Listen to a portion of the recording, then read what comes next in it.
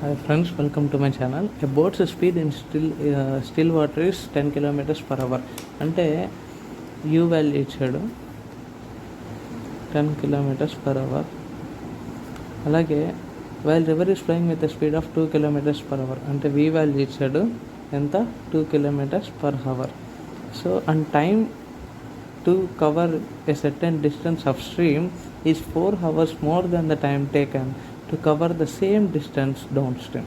So distance అనేది same అప్స్ట్రీమ్కి పట్టిన upstream స్పీడ్తో ట్రావెల్ అయ్యేటప్పుడు పట్టిన టైం అనేది 4 hours మోర్ దాన్ డౌన్ స్ట్రీమ్లో ట్రావెల్ అయ్యేటప్పుడు పట్టిన టైం కంటే 4 hours ఎక్కువ అప్స్ట్రీమ్లో ట్రావెల్ అయ్యేటప్పుడు పట్టిన టైం. సో ఇది డి డిస్టెన్స్ అనుకోండి. ఇప్పుడు ఇక్కడ నుంచి ఈ పాయింట్కి వెళ్ళేటప్పుడు అప్స్ట్రీమ్ అనుకోండి.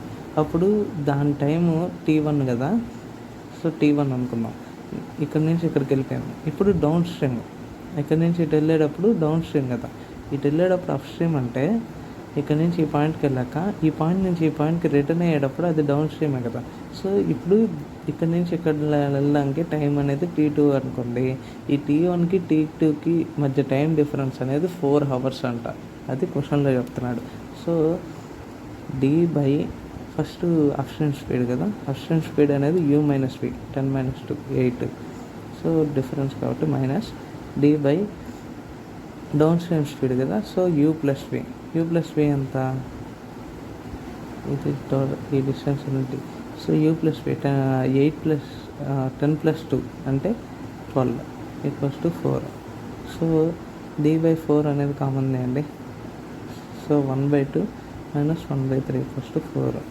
So d by 4 × 6 3 - 2 that = 4. d = 4 × 3 - 2 1 కదా. 4 × 4 × 6. సో 6 × 4 = 24. 24 4 సార్ ఎంత 96. So d = 96 kilometers. So option C అనేది మీ ఆన్సర్. ఓకేనా, అందరికి అర్థమైందని అనుకుంటున్నాను. So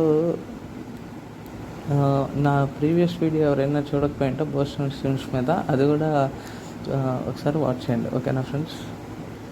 so a boat covers 20 kilometers in an hour with a downstream and covers the same distance in 2 hours with upstream. So first down stream speed గురించి చెప్తున్నాడు. అంటే u + v = 20 kilometers in an hour. So 20 / 1 20 kilometers / 1 hour that = 20 kilometers per hour. ఓకేనా. ఇప్పుడు and covers the same distance in 2 hours with upstream.